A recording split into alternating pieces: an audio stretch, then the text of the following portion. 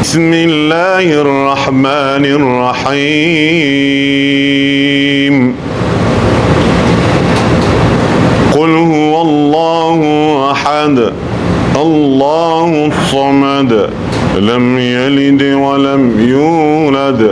Ve lem yekun lehu kufuven ahad.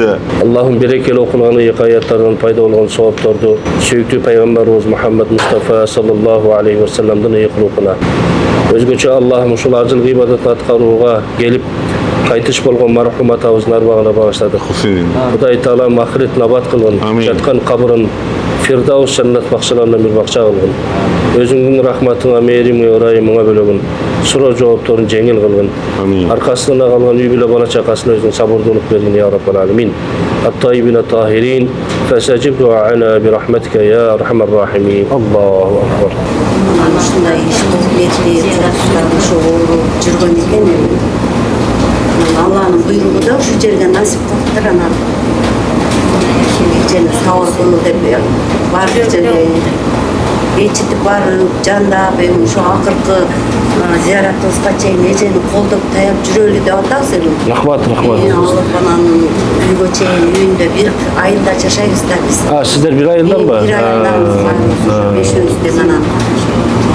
Almazsam şu çetelip anam şu ziyaretini aptıraptı anam şu yürüyünce birge bolalım dep söylöşüp. Sizlerge rahmat, uşuntup, kolдоо көрсөтүp, жакшы сөз айтып, эми Кудай буюрса эртеңден баштап негизги аржылыктын парыз ибадаттары башталат.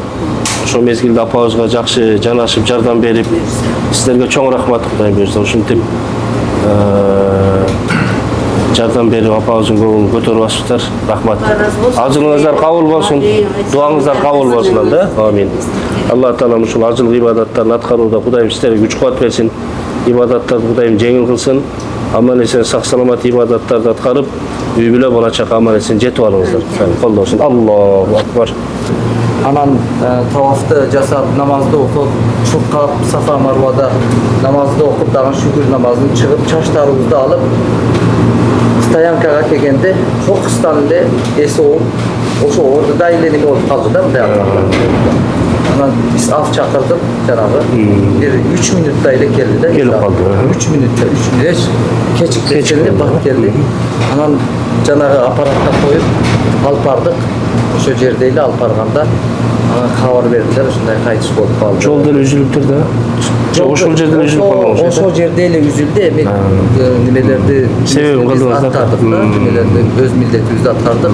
Мусташфа Шифа жанагы көчөгө алып барып, ошо жерден анан бүт баары штабтан балдар келип жардам кылып, максалага алып барды. Немелерге бүт баарыны колубуз менен жууп, тек 172-ci nimede makbara Sittin'de eкен, eğer uğurları, balları gibi olsa inşallah ziyaret kılam dese ziyaret kılamsa ben özüm balları gösterdiğimde bir barığa dayanırız. Rahmat. Sizlerge de rahmat. Kudayım güç kuvvet versin. Acılarına salam dua etiniz. Hem buyursa ehtiyattan tursun. 2-3 günde en manilü ibadatlarga baratабыз.